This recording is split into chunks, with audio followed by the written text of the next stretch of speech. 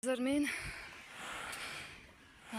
video qilayotgan sababi mana Turkiyaning yana bir hayotini aytib o'tmoqchiman. Chunki men 1-2 marta yashadim, shahvolga tushib. Ishga kirdik.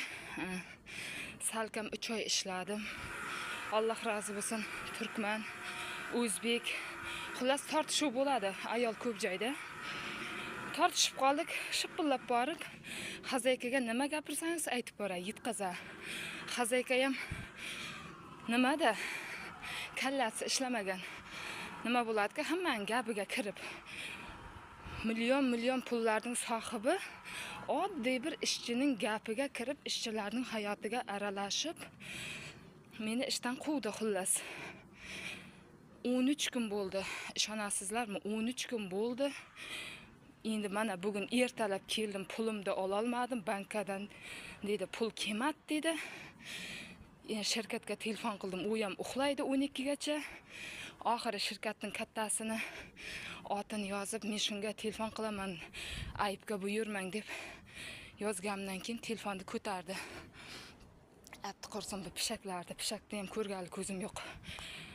Keyin telefon qilib qoldi. Xonimga telefon qildi. Kel dedi, pulingni olib ket dedi, endi olaman, xudo xohlasa. U ham noma'lum, hozir uyga boryapman. Bu yer Kartal Dragos. It boqadi. 12 talab iti bor. 50 talab pishagi bor. Pishagiga o'tishsin, puliga ham o'tishsin. Pulimni olsam, Alloh bularning jazosini bersin. Yomon jahlim chiqdi. 13 kun qaytib yashaganimni bilmayman. Shirkatda kutaman. Shirkatdagilar ham hadi ket deydi. Foydalanib bo'ldi-da bizlardan. Hali yana video chiqaraman. Xudo xohlasa TikTokka ham chiqaraman. Shu bir videomda bir turkman ayol bola homilador bo'lib qoldi. Bolasini tushirgan. Men damda yurganman, dori ichgan. Uni ham nima deyapti? Har kun janjal bizda. Stressdan tushib qoldi. Sen dori ichding-ku dedim. Bola senga kerakmas edi desam, kechasi borib 12:1ga uxlamay borib kasalxonadan olib keldim.